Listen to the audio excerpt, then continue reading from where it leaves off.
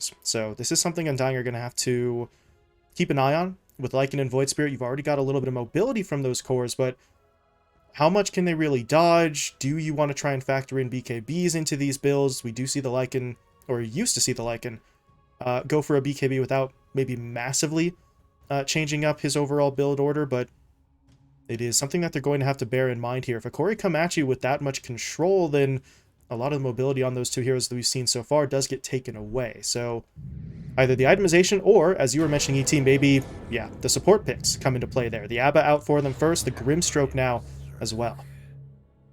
And this opener, it starts to make a little bit more sense. They kind of had to go for this. This will mean that Hokori now have very obvious bans, probably onto either Tomato and Saberlight or just Saberlight, if they are reading that this Lycan is going to most likely be going to your safe lane. But Dark Willow is a very, very good hero versus the Lycan. Every time that Shapeshift is committed, if you don't have BKB, you're going to get sent back to the fountain. You're going to run a very long distance. In addition to that, if you do have a BKB, any of your summons that you're probably going to play around this Helm of the Overlord that has been getting buffed, that has been getting traction, your creeps are now off the table. They're going to be running away from you. They're going to no longer give you that sustained damage. So I wonder if we might see a slight change up coming from Tomato, if we'll see the classic Echo Saber Armlet build that we've seen so many Lycans go for when you have to mainly prioritize your own hero. But Dark Willow, in that same sphere, is one of the best heroes because you have Shadow Realm. You are one of the few supports in the game that doesn't straight up feed versus Lycan, as well as just having that nasty maze that you can always Mm. put down. Do I like this PL though? That's a risky pick for TRS. This is something that Hokori have done before, where they put TRS on the PL whenever the enemy team doesn't have guaranteed lockdown, and there really isn't lockdown coming out from Undying just yet.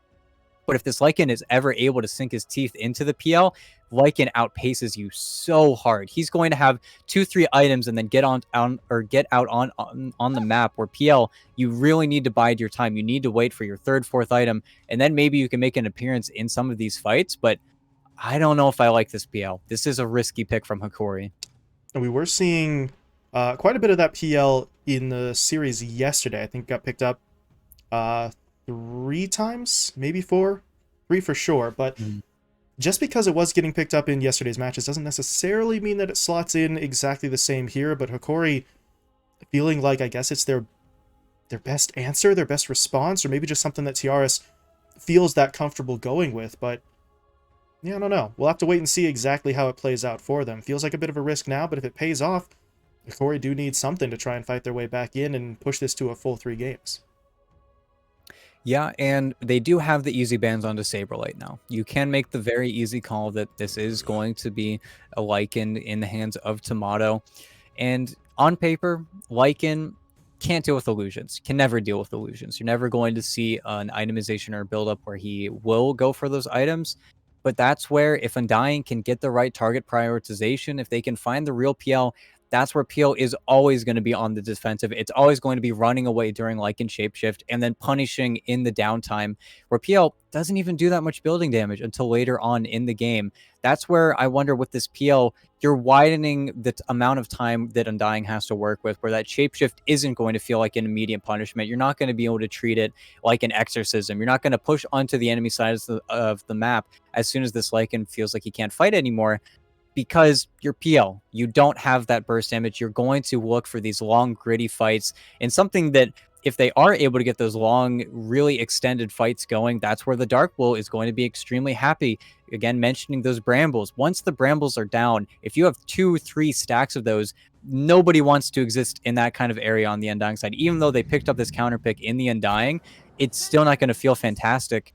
And they're flipping the script on us. Okay, they picked Tomato PA. This is going to be a much different draft, but this is an answer. Now everything I just said about PL doesn't matter, because you have the farm prioritization switch up a little bit. You're winning your carry matchup, and now Hokori, they have to draw the line here. Are you picking Vitaly's hero, or are you picking an analog hero to counter out this PA that somehow lanes versus PA and Lycan? They have so much physical damage coming from the Undying side. Hokori, they got to come up with something, though. And we'll see what they have planned. Last pick's in, and it will be the Underlord, so going to assume that's an offlane hero, although we did see it yesterday out from Beast Coast in Chris Luck's hands, but no. This time it will be in the offlane position. We see Analog already taking the Pangolier, so, well, There's going to be maybe a frontline hero for you, a little bit more lockdown and damage to work with. Nothing crazy like the Lycan damage-wise, obviously, but it does boost the overall survivability for Hokori's lineup to a decent degree. Yeah, and that's something that Hokori, they weren't really able to lead us on nearly as much as Undying, and maybe that is the experience coming from Undying, where you first pick this Lycan, you bait the enemy team into really picking a bunch of heroes that really play well into this Lycan, and then right in the last phase there, they decide, PL, it's too much. They're going to ban more Saberlight heroes. If we can't get Saberlight on Sand King, which would have been the best answer if they did want to slot that into Tomato's hands 100%. Then we flip the script, pick up this PA, another hero whose early game got a lot better. And although you have picked this Pitlord, one of the best heroes versus this Lycan on paper, the root is incredibly obnoxious, the aura is obnoxious, everything's obnoxious. Even the Dark Rift, where you can simply Dark Rift to the other side of the map every single time that Lycan shapeshift is committed. Undying, they need to be really cautious with how they play these team fights. They're going to be relying incredibly heavily on Bryle to actually find that control. We're probably going to see a lot of situations where Moonman, he's going to put the Inkswell on the Void Spirit, and then he goes in, and that's really the only way for Undying to start a fight. Otherwise, it's all up to Hokori to be on the aggressive. They're going to be the aggressors in that early stage of the game, while TRS plays on the other side of the map, a style that they're very, very comfortable with, but that's where Analog got to be firing on all cylinders. And we always talk about this with Hokori. It's always up to Analog to make the plays, get them through that early game, set them up for the mid game, and then TRs can come into play. But Undying, they've proven it before. They've proven to play versus so many of these teams that go for that style. I'm just intrigued to see how they actually get into these team fights, because again, it's going to be on Brow. It's a battle of the mids. Yeah, that initiation from the mid lane going to be, or rotation from the mid lane rather, going to be sort of all important for, well, really for both teams. So we'll see how things play out. At this point, though, Hokori, they need the win to keep this series going. If they can't get the victory here, then they will end up dropping down to that lower bracket. So room for error, incredibly low. Level of execution has to be on point for them. Really all the cliches that we normally talk about, but it's all still relevant here. Hokori have to come out and show us quite a bit, and TRS has to prove that this PL is going to work against this particular lineup. As we mentioned in the draft, we've seen the PL, saw the PL a couple times yesterday. It did relatively well. That's maybe kind of an understatement, but it's not exactly a one-size-fits-all kind of hero. They need to be able to get him the space, otherwise TRS is going to be sort of playing from behind in the early stage of this game, as Widge might want to be a little bit careful here. The Stroke of Fate will miss, but he does get still slowed up by the Stifling Dagger. Can he get away, though? Shadow Realm coming through, buying him a little bit of time, but Dubu still going for the body blocks to get another slow from another dagger. And now Moon, with the Stroke of Fate back up, is not actually going to go for the snipe. Level 1, don't think it would have had enough damage anyway, but you got to at least sort of like the aggressive play from Undying. Sure, they don't get the kill, but that's really only mana expended on your side, while that Dark Willow has to dip into some of that regen early on. But now Dubu, not really sure you want to be up there. Running into about 2 or 3 heroes, but Hokori, they just want to fight for the rune here. I don't think they actually want the full-on teamfight engagement, and yeah, they'll just get the rune and back off. But yeah, and as well as TRS, I think, yeah, Saberlight won the clicking battle, so he's going to start off with 2 runes as well. Unlucky from TRS, but this PL, even though it was relatively successful yesterday, it hasn't gotten changed at all. It is the same hero. Its Aghanim Scepter got buffed very slightly, but otherwise there are no differences. It's the same PL that we all know, love, and hate, and that's where we're going to need to see Saberlight get off to a good start. I can only imagine. You see him now that he isn't going to be in the hands of Tomato, immediately queuing up that Helm of the Dominator. He's going to go for that Helm of the Overlord, and I'm very interested to see how that will end up playing out for him, but this lane is not going to be very fun for him. You always have that cleave off the Splinter Blast. He's going to be under quite a lot of pressure, but that's where you see Dubu already starting to go for the play. Just going to try and steal as many creeps as possible. Gardic attempting to step in front here, but the camp will still be blocked off, and Dubu should be able to get away with this one, but how much damage is he going to take in the process? That really is the question. Gardic is hitting him up. The Wyvern, maybe not the heaviest hitter in the world, but just make this as costly as possible. And Dubu is going to get off the play, but just try to burn through a little bit of that. Now Gardic is sort of sitting... Well, he's sitting in the west side jungle. He does have a sentry, so maybe he could try to block off a camp himself, but instead he's going to go for the courier snipe, and did manage to pick it off there, so Dubu is not going to be having that courier for just a little while. That's not massive, but it's nice for Gardic. Just be as disruptive as possible here. You're not going to be able to stop Dubu from doing Dubu things, but at least try and be as obnoxious on the other side. Speaking of which, Moon Meander runs down Widge there pretty far behind the actual front line in that bottom lane, and there's not a whole lot Vitaly was capable of doing there to help out. He's too far away, first of all, and second, he has no point up in the pit, so couldn't even really get the root down to try and save his buddy. Yeah, it's just the spam of the Stroke of Fate. It wasn't even a combination of spells, and that's where this lane is very obnoxious for really both of these laners to exist in. You had that slight buff to the Stifling Dagger Slow, so walking up to these waves feels like a little bit more of a commitment than previously it did. And while you do have more or less unlimited stick charges on both of these heroes, you always have to be cautious, especially on those early levels with the Willow. So you just take so much damage. You're just slowed for so long. It's such an obnoxious hero now. So once Tomato gets a few more levels here, you see how much damage Widge is taking. It's very difficult for him to play up in these waves. Tomato got hit up a little bit in exchange, but he's still got a Tango. He's still got some stick charges. Even the Salve now out from Moon Meander. So this is just going to be the name of the game here. Tomato obviously is focusing some lasses, but they want in. They've got the Inkswell down. Vitaly is going to get stunned. Do they have the damage, though? One more hit will do it. Now Tomato's got to get out of here. He is still holding some stick charges. He will pop them there. So it looks like he's okay. Does he really? If he goes for it, the tower is going to kill him. But he's setting Moon Meander up. Maybe he can get the right clicks in. Not quite. So Widge will be spared, but they got Vitaly. That's really what they wanted in this lane. Tomato continues to try and sort of play forward. First time it was for the assist. This time, actually this time I believe he got the assist as well. So not able to get any kills for himself, but now he actually has to run. He runs into the Bramble though, but he should be able to jump away. Fairy Fire and Phantom Strike gets him out of that one, and now you got to be a little bit careful. Regen-wise, Tomato has pretty much nothing. There is a courier coming out here from the Grimstroke with a couple of salves, but you're going to have to play back for just a little while until those couriers arrive.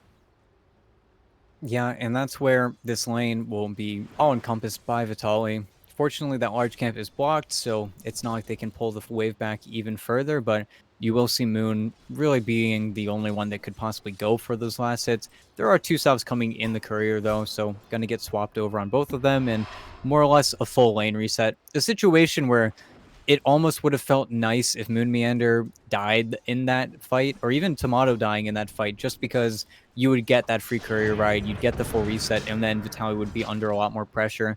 But this isn't a bad situation either. You're playing versus a Pit Lord. It's going to naturally push into you, so you get a lot of this farm, regardless of the amount of regen you have. And I wonder what kind of build we're going to see from Tomato, if it will be the very standard Battle Fury, or if he's going to be a little bit greedier and play around that earlier timing, as their physical damage is through the roof. So yeah, I wonder how he's going to value his game. But it's a very free lane. He's going to be able to take a lot of these last hits under tower. Not really much you can do about it. All right, Moon. Already trying to get a little aggressive there onto Vitaly, but once the sort of Inkswell fades, there's not a whole lot more for him to do, and now he's the one who's actually in trouble. He walked into the Bramble. A second one as well. The Curse Crown is now going to stun him up, and one more hit will do it. Vitaly and Widge just push under the tower. Tomato, he tried his best with the dagger, but that's really all he had to work with. So Moon, he was kind of feeling a little bit confident there, but the 1v2 does not quite play out to his advantage, and Vitaly, he is more than happy with that. He's able to pick himself up a kill, and as you said earlier, ET, I mean, he's still going to be okay with the way that this lane is going, right?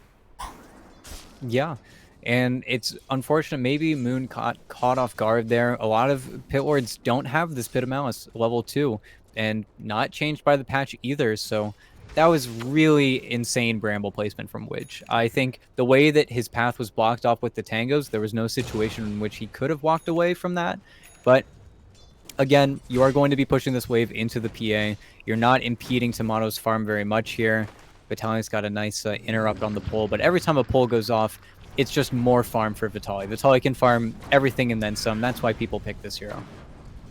Yeah, and there's really very few ways to dislodge him. They have managed to take him down once, but for the most part, that Underlord tends to be relatively tanky. So outside of the couple of skirmishes we've seen so far, it really just feels like Tomato, he's here to farm.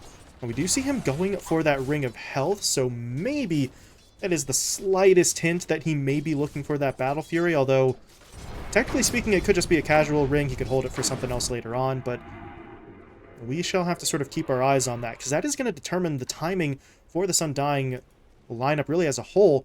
the rest of the way through. If it is that Battle Fury build, then all of a sudden you're looking at the likes of the Void and the Lycan to be sort of the guys until that PA is really ready to go.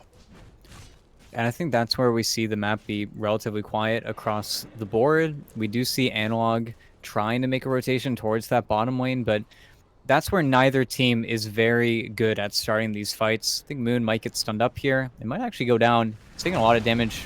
Dubu? Can they save him? There's no actually shield, there's no platform mist here. coil. Yeah. Had to cut this tree, but ran out of tangos. It's a little bit unfortunate positioning-wise. And Analog is chilling here, but look top. DD run on Bryle. Yeah, they're going And in the for it. shapeshift. Uh, Oh, nice jukes. Do they have... Yeah, they don't really have the vision or the lockdown. Tiaras is going to get spotted now, but at this point, I think Ardic's just going to be the easier kill. You see Saberlight going for it, but the Arctic Burn allows him to fly into the tree line. Analog, no. He's into the fight. Going for that shield crash into the swashbuckle. That is something worth noting for the Pangolier here. The slow sort of got shifted over to the shield crash, so he does have the point up in it. Removed from the lucky shot onto the shield crash, so can't really entirely avoid picking up that shield crash any longer, but in that instance, Analog, not really sure he even needed the slow. He just comes in, throws it down, dishes out a little bit of damage, takes the pressure off of the Wyvern as well, and at that point, really, there's just nothing more for Undying to do. And what a way to kill the play. TR's had some crazy jukes there. Both the targets that they went on just weren't him. That was really well done. And ooh. Okay, fight in the river. Okay. Analog does go in for the Rolling Thunder. Bryle's a little low here as well, but Tiara's with pretty much no mana after that Spirit Lance. They really don't want to take this, so you do just see them backing off. Probably the wiser play on their part. If you commit for something fully there, you've already used the Rolling Thunder. Your PL doesn't have a whole lot to work with, so they just decide to play it safe. And fortunately enough for them, Undying can't really punish that in the sort of short term.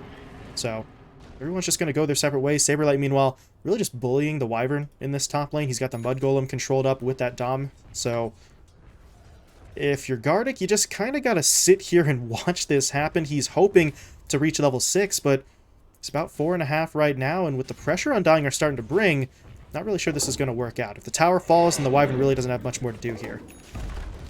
And he's trying to keep it alive as long as possible, but it really doesn't matter all too much. I've seen Gardic do this so many times, specifically one heaps on his Ancient Apparition. Just not a greedy bone in his body. He'll just sit here, play around the creeps dying, relatively close to him, just trying to sap as many levels as possible from a lane that no one should be getting any levels. So it is going to put a little bit less pressure on Widge, especially when that tome is available. Most likely not going to take it on the Wyvern. Look at Dubu dancing down bot, trying to get away.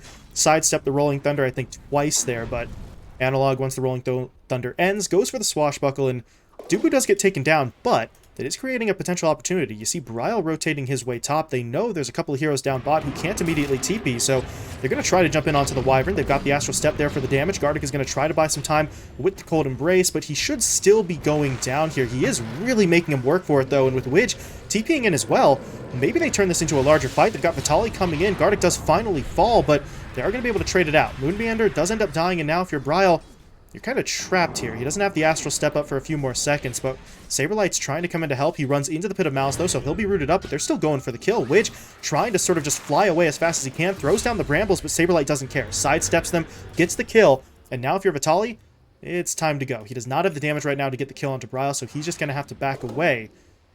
And if you're Undying, that looked a little bit rough at the start, but they're able to sort of pull it out with the 2 support kills. Yeah, and if Saberlight doesn't make that play where he's actually able to get the cheeky kill on Widge, then Bryle is in a much hairier situation where he's not able to TP in front of those 2 heroes, but playing into the extended duration of Shapeshift, this was a change maybe 2 patches ago where they decided to make Shapeshift last 28 seconds. It feels really annoying. It's very, very strong. And that's where Hokori, they need to be more mindful. If they lose track of this Lycan, he can very easily re-engage. Analog's going to get jumped in on to get the silence down. The Inkswell stun connects, but Analog was already sort of swashbuckling, so he is stunned, but he's stunned at the end of that swashbuckle. That gives him time to go for the Rolling Thunder, and now we're just going to see him TP away. So heads up play from Analog. That's a 3-man rotation into the south side jungle. That's not going to get them to kill. It does, however, pretty much clear out the bottom lane. You see Bryle trying to take advantage of that pretty much immediately. So you limit farm, but they really were kind of looking for the kill when you bring that many heroes over. And while it's unfortunate that you don't get it, you're killing Hikori's only playmaker right now. It feels like once this Rolling Thunder is off of the table, that's where there's a lot of free time. There's a lot of really no pressure going to be applied to either the Lycan or the Phantom Assassin, where Hikori, once you get to this point where TRS does have that defusal, where you have the Echo Saber, you can get a little bit more aggressive and Dubu. There's the ult Big being fight popped. bottom. Bryle's in. They're looking for it, but Gardic again with the Winter's Curse. We talked about it last game.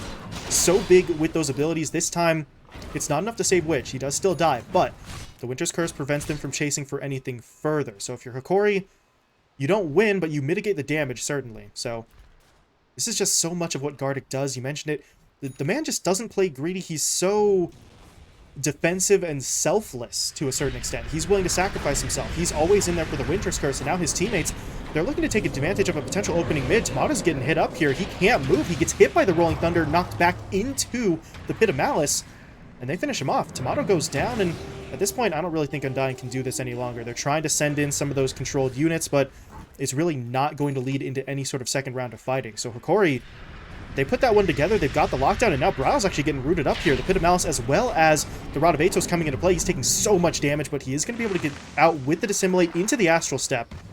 He'll be okay for now, but you're starting to see Hokori maybe ramping up the aggression a little bit now that they've got the levels in these first couple of items.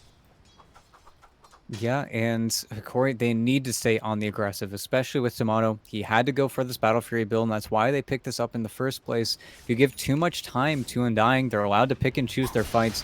You are really going to start to fall behind because, again, your playmaker is this Lycan running at you and an Inkswelled Void Spirit. And while that can get a lot done, it shouldn't be able to get everything done. And that's where Hikori, whenever they do have that Rolling Thunder, wherever they do have all of those spells on Widge, they've got the tools to handle the aggression coming from Undying.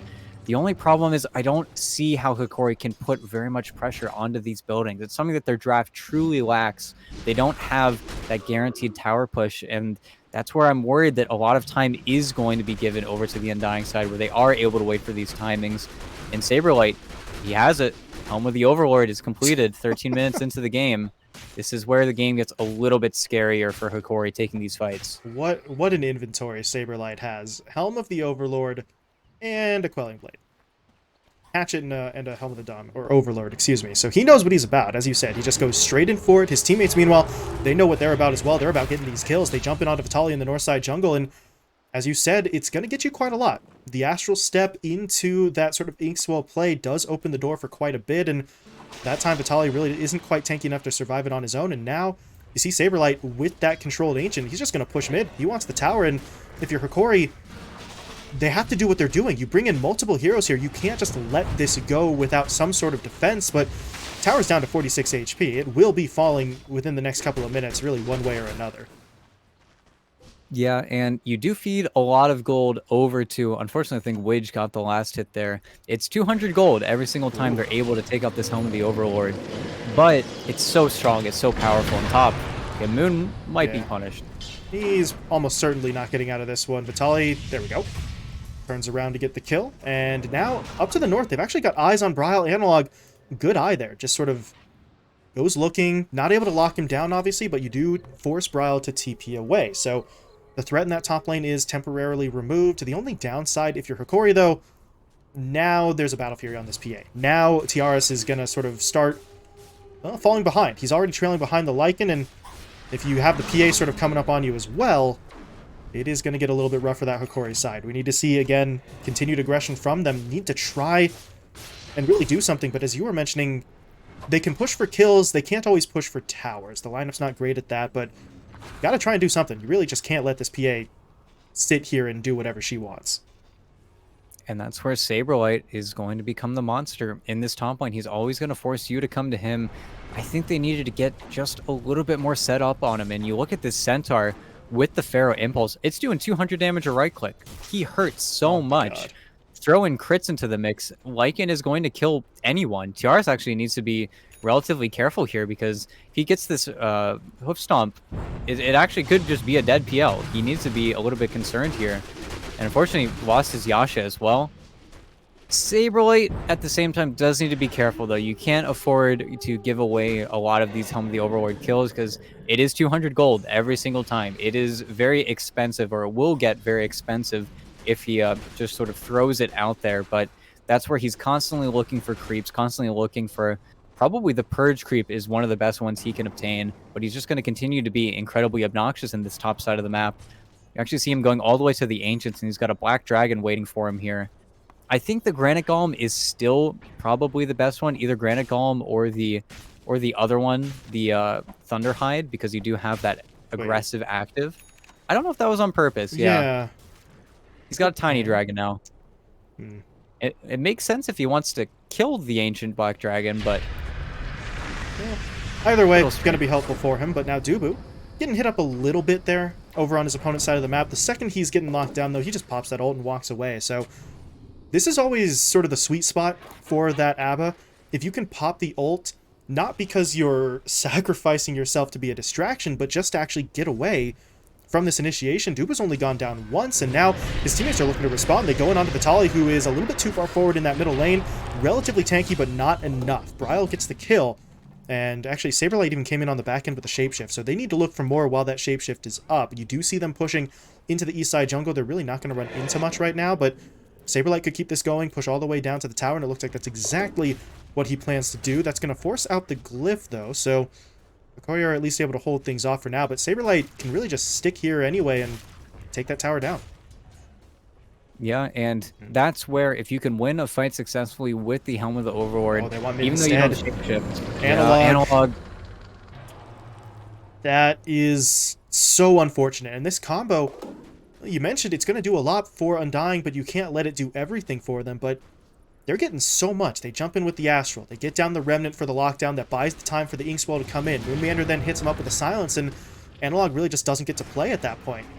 And now Bryle's going in again. Good play from Gardic. That's going to take away the reinforcements, but Bryle, he's just getting it done himself. Tiaras is very nearly dead just from that 1v1, and he really can't afford to take part in this fight any longer. Vitali, though, is at least able to get in there to finish the fight onto Dubu, and Bryle, I don't know. If he had that Astral Step charge up a little bit earlier, he might have been able to jump in onto Tiaras and finish that kill, but the fact that he can sort of push him back right now is still very much intimidating. Something Hokori have to take into account. Tiaras is really not at that critical mass, not even close at the moment, as I do believe his courier respawned. Yeah, so he is getting the Yasha back up, working his way towards the Manta, but we're not seeing anything like a Heart or a Satanic at this point, so the durability is still sort of going to get called into question if Undying go for him. And that's where Bryle is doing the exact same job that Analog should be doing. And I think that comes from going for this Echo Saber build, the build that is core on this hero at this point. You have to go for the Echo Saber, but you're playing versus all of these heroes that don't care about the slow. You're not able to chain them up. And that's where I think Analog has maybe taken a slight misstep here. And Analog, he's jumped in on again. Okay, if they miss the Remnant, though, maybe he can buy some time, but no. No, nothing. Still with that Inkswell stun, it's just, it's so much. They really just can't handle it. Analog at this point, I mean, he needs some sort of defensive item, really. Otherwise, it feels like he's just going to keep on getting bullied. And now there's a Deso up on the PA. Tomato's going to start hitting like a truck. And over on the Hokori side, what do they have that matches up to that? Tiaras has some decent damage, but again, as we mentioned before, if you push into the fight as the PL, your illusions can get wiped away pretty quickly, and you do not have the durability. 1600 health is not going to get it done. So Hokori kind of just have to take a step back, but while they do so, you see Undying straight into the Roche Pit. 2 lives up now on the PA, and Tomato, he's got the damage, he's got the second life with the Aegis. He is going to go on someone.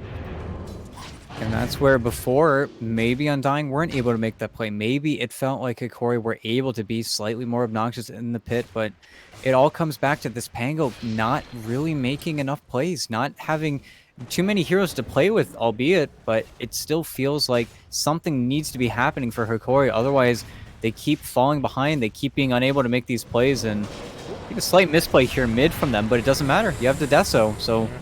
Oh, and the damage. They leashed him up. That is a Rolling Thunder that doesn't accomplish much, but they get a kill onto Moonmeander. They don't come away completely empty-handed. But the problem is, Vitali got taken down by Tomato right at the start of the fight, and while all of that was happening, Saberlight, with that Thunderhide, he just took the tower. Tier 2 top is gone, so Undying, they're finding the kills, they're taking the better trades, and they're taking control of the map against a PL who still needs more time to farm.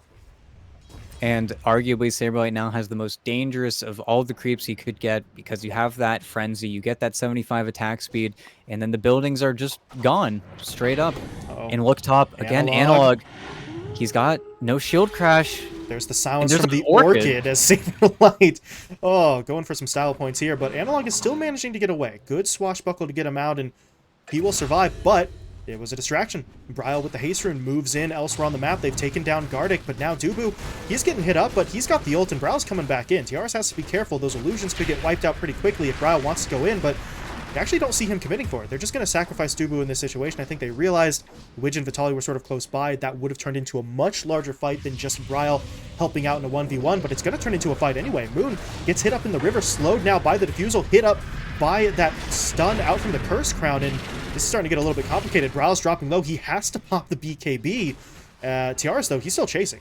Phantom Rush got him in there, but another Astral Step Charge will get him away, and now Tiaras may not have found that kill onto the core, but he is pushing for the tier 1. So Hokori doing their best to try and make some moves happen here, down by nearly 10k net worth. They realize we have to try and get active right now. If it turns into a farm fest, Tiaras certainly needs the space, but you take a look at where we're sitting net worth-wise, all three of the cores from Undying are pretty much comparable to that PL's net worth. So if it does just come down to we farm, they farm, it feels like Hokori lose that one. So we see the aggression. Gardic's actually going to try and scout out Saberlight here as well. I don't know if this fight goes well for him alone, but we do have reinforcements coming on that Hokori side. Will it be enough? Saberlight is just going to look to TP out, but there's going to be the Terrorize to cancel it.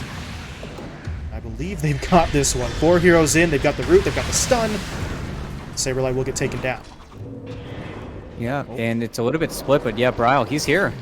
Tali's going to get stunned up. The silence has dropped as well. Good play from Gardic defensively, throwing down that Cold Embrace. So Bryle's got to really think about whether he wants to go back in, but before he can actually make the choice, he's actually going to get stunned up, and now Tomato's in. Tali dropping low. Can he get himself out of here? No, he can't. Moonman brings him down. Bryle, meanwhile, in onto the Winter Wyvern with that Inkswell stun once again. That same combo, it just keeps on doing the work. You mentioned at a certain point that it was going to have to drop off if Hokori wanted any chance, but we still see it happening over and over again. Bryle jumps in, uses the Dissimulate, and at that point, honestly, that interaction feels maybe a little bit unfair, that he can Dissimulate and still get the Inkswell stun applied, but Hokori really haven't been able to keep their heroes safe from that just yet, and we see the results. Undying continue to find those kills. Their net worth lead, though, did take a bit of a step back. They were closing in on 10k earlier on, so Hokori, just by virtue of getting anything in these fights, are able to sort of mount some sort of push, but if Analog keeps getting picked off like that, there's not a whole lot they can do. Tomato with the damage and the maneuverability just goes straight in for the kill.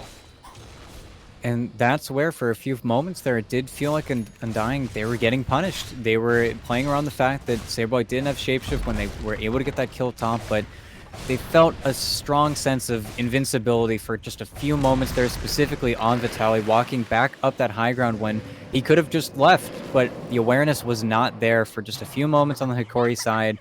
Undying are able to simply walk over with their PA, who I believe has a full Satanic now coming to her, and that's where the PA has been untouched still. Even if these fights are getting a little bit hairy for her, whenever that root does get involved, whenever there is this swashbuckle spam, now you have a Dispel. You've got that guaranteed Dispel, so if this fight ever does get too hot for Tomato, you're still able to exist in these fights. He's getting some of those incredibly annoying talents up on the PA as well, about to pop that level 20, and I have to be careful here. Bryle's going in.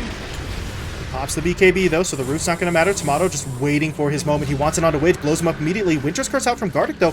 Does lock Bryle down, but do they have the damage? Yes, they do. They take him down, and now, oh, the Aegis actually just timed out. Tomato's got to be very careful here, but he's still trying to dish out the damage. At this point, though, they might want to start regrouping. You do see Saberlight, though, coming in, looking to keep that fight going, but while all that was happening, Tiaras, he was on the back line. He took down Moonmander. Now they're going to focus in. They've got the Lycan trapped up inside of the root. Haven't been able to finish him off. Tiaraso wants to continue the fight. Spirit Lance coming down. Saberlight slowed up, getting the mana drained away as they will take him down. But Tomato, he's still going. Healed up thanks to the Satanic, so he really does want to chase this one down. Tiaras needs to try and get away. Can he make it out of here in time? He's got a few seconds left for that Doppelganger. It looks like they're not going to be able to track him down just yet as he does get it off. The Disarm even comes out onto Tomato, but the dagger, it comes through to... Oh my god, Tiaras, he's still not dead, but look at that dragon trying to track it down. Tiaras hoping to run away, somehow still surviving. Another dagger comes through. That one gets the job done as Tomato... I mean, the man just refused to give up. He wanted that kill, and by God, he was going to get it. Tiaras certainly makes him run around for it, but at the end of the day, he is dead. There is a buyback available, but I don't know if Hokori really want this fight to continue going, but with Vitaly TPing in, they're kind of looking like they want to threaten for it. And Tomato certainly wants it. He's going to get rooted up, though. I believe that should bring the fight to an end, but Tomato, what an absolute monster. He drops low, the Aegis times out on him, he doesn't care. Backs off, pops a Satanic, heals up, goes right back in, and keeps his team ahead. And that is with him getting absolutely no crypts on TRS. He was getting so unlucky for so long there, but able to get that blur evasion talent in the middle of that fight where you have won the matchup. You have 80% evasion and you're playing versus a carry that doesn't want to ever buy an MKB. So Tomato versus PL is basically unkillable. You have to wait for the fight to get so extended. You have to wait for Hokori to get their picture perfect game. And that's where they need a little bit more time. If they can get some of those items up, Analog was so obnoxious in that previous fight. And without a BKB being built up on Tomato, Ags will be a soft solution to his problem, but there's still an opportunity for Hokori to kite him out, to waste his time. I think we really need a little bit more time coming from Hokori, but saying that, they're running out of places to farm. They're running out of situations where they can feel safe, and not even talking about the luxury items being finished up on Undying, Force Staff on Tubu, an item that we always see him make do so much whenever he's finally able to get it, as well as Moon Meander, basically able to go whatever he wants in this game. I think they're going to wait for Roche before they really make any game-deciding decisions on the Undying side, but they can waltz to it with relative ease. I don't think Hokori, unless they really want to go crazy with a 5-man smoke play, try to get on their backline. And when I say backline, I really just mean Saberlight or Moon Meander, because the other two heroes are just a little bit too robust. You can't really start anything. And Bryle, positioning-wise, has been fantastic in this game. Playing like he is the only hero in the game with the BKB. Up until that point, Analog finally has one on the Pango, but he's just been doing everything for his team, giving them the vision, giving them the knowledge, and the supports on Hokori really aren't able to play the way they want to because Brown has been making so much space for both of his other cores. And now you're going into this mid-game situation where you have 3 cores coming in from Undying and you have Pango Pitward on the opposing side. It's just not a winning recipe for him. Widge is able to get away with the Shadow Realm there, so Tomato won't take him down right away, but now Bryle... Well, yeah. You get away from one, now you got to deal with the other. It's the 1-2 punch that Widge unfortunately can't get away from. He certainly tried his best, so credit to him for that, but not enough. However, his death does buy TRS time to finish off a Heart of Tarask, so your PL may be a little bit more durable now. Of course, Tomato and Bryle are doing more damage on the other side, so you could still have some concerns, but at least he's not going to be quite as squishy as he otherwise would be. As Gardic is looking to TP out, can he finish it off? Yes, he can. That Remnant doesn't quite come in time, and now TRS is actually looking for the fight. He wants to pick up Moon Meander on the backline. Spider Legs, though, get Moon Meander over the cliff. And now if you're TRS, well, that heart really did not do as much good as I thought it would. He has just immediately dropped, and now Vitaly, he's going to be taken down as well. He was trying to channel out the Dark Rift, but at level 2, still a 5-second delay, so he is not able to get himself out. Now Analog, you might just want to channel out that TP right now, because he's got Saberlight sort of chasing behind him. Looks like he'll be okay, though, able to create enough separation, but the reason why is because Saberlight doubled back, realizing his teammates are looking to push the high ground. And this is unfortunate because he was able to protect the wave on Saberlight. He was able to scare him off, and Analog was not able to land, or rather stop the roll to get both spells on that creep wave. So even though he's cutting bottom, it really won't do that much. And because you see the Pango is not in the base, Tomato gets the push with relative safety. There's not much he can do here. And Dubu, he's doing a really good job of keeping these Brambles away from his carry. And you take a look at all of these Remnants, the spam coming out, the slight cooldown buff from the patch. It's just becoming very obnoxious for them to get into these fights. And Tomato, the man without a BKB, they just don't have stuns. They're not even going to force him to buy one, I don't think, at this rate. The Ags is just going to be a little too strong. And Roche responding in 15 seconds with a DD right outside the pit. Hokori, it's got to be up to Gardic for me. They need to find something. They need to find a curse onto Saberlight, onto Bryle, and, well, Dubu popped it. That's unfortunate. Yeah, they are going to get jumped in on. Can they actually try to turn this around? If Gardic could maybe get a nice Winter's Curse here, the problem is he's too far away from really anybody, and Saberlight with that Aghanim Scepter was able to buff up Bryle with that bite, so they're just going all in for this. Gardic gets taken down right away, no buyback available. Analog will be falling as well. Vitaly has no HP, as Tomato's going to be able to finish him off as well, and it's just turning into an absolute disaster. Hokori have lost everyone other than TRS, and now the PL. I mean, really, this heart just doesn't seem to matter. There's too much damage. He just can't survive. Yeah, and we'll probably see the GG pretty soon here, even though they did lose their Thunderhide. Yeah, they call it. Just a little bit too strong of a draft coming out from Undying, and we know about how strong this last pick is. This is the last pick of old. This is the last pick that we know, we love, and we hate, but it really just is in full force here. Even though you first pick two of your cores, you're not able to pick up nearly enough counters in time coming from the Hokori side, and I don't think they were able to nearly stress the importance of that secondary pick where Undying, even though you first pick both of those heroes in that phase, you get to pick your supports twice in a row, which is a style that I haven't actually seen yet. I don't think I've seen that style pretty much ever, but it worked out. You were able to pick up both supports feeling fantastic. You were able to pair it with Brile, and it just kept on working. Inkswell plus Void Spirit, it just went over and over and over again. It got way too much done, I think. In Hokori, they weren't able to itemize to close the gap. I think Analog specifically, you have to go for this Echo Saber. It's just what you do on Pango, but it's what you did last patch. This is a strategy that could have worked in the previous patch where these heroes felt way worse on the Undying side, but now this is where we're going to see those front runners, those teams that have the experience that are able to adapt very quickly, really pull ahead. This is where when a patch gets thrown down in the middle of a tournament, the teams that have that knowledge, that have that preparation, that even had that preparation before the patch when they were playing on the same old 6-7 month long patch, they're going to adapt so much faster than everyone else. And this is where Hokori, now going into lower bracket, I think they can take a lot from this series, but they need to adapt way more. This was just a little bit too by the books from them.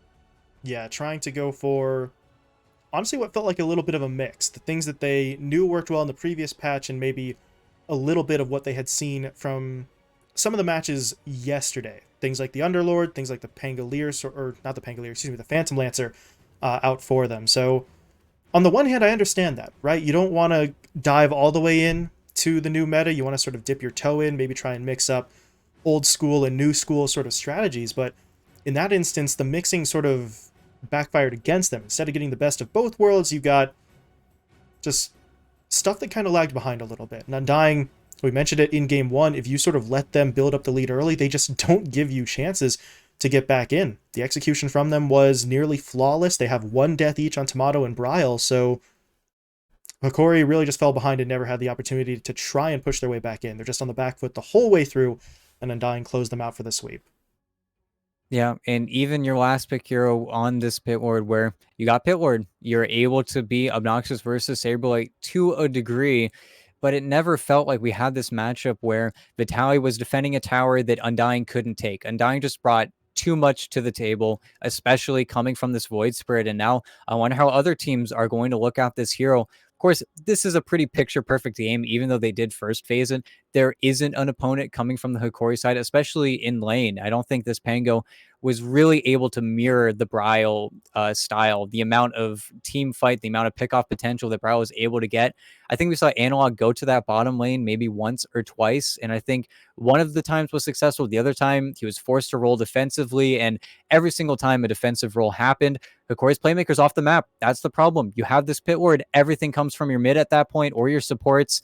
I think Hokori's lineup, it just didn't make enough sense. It was a little bit too split. Or Undying, the cohesion is just there from the get-go. Mm-hmm. Undying had a better idea of what they could put together and what they wanted to do, and with the farm that they found on really every single core, they were able to get there so quickly. We talked about Saberlight with that Helm of the Overlord, had it at, what was it, 13, 14 minutes, something like that. So he knows what he's about. I'm going to pick up this item. We're going to push our way forward. We're going to take fights. We're going to take towers, and we'll see how Hokori can respond. And unfortunately for Hokori, they couldn't really respond well enough to get the win. So they do fall down to the lower bracket. They are still going to have a chance. Obviously, lower bracket still gives them that second opportunity, but now the margin for error shrinks just that much more. Elimination will be on the line for them tomorrow. I do believe they face Infamous, if I have the bracket correct. I don't think we swap bracket spots. So they should be playing Infamous tomorrow. If that is incorrect, I do apologize, but I'm pretty sure that's the way that it's going to go. Meanwhile, for Undying, they will await the winner of our next series. We are going to be moving on to our second best of three, also an upper bracket matchup. It'll be No Ping going up against 4 Zoomers. So we have back-to-back matchups between NA and SA squads coming up here.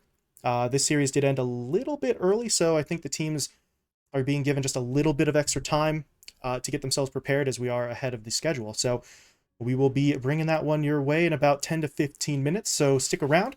We'll be moving into series number 2 in just a little bit. We'll see you then.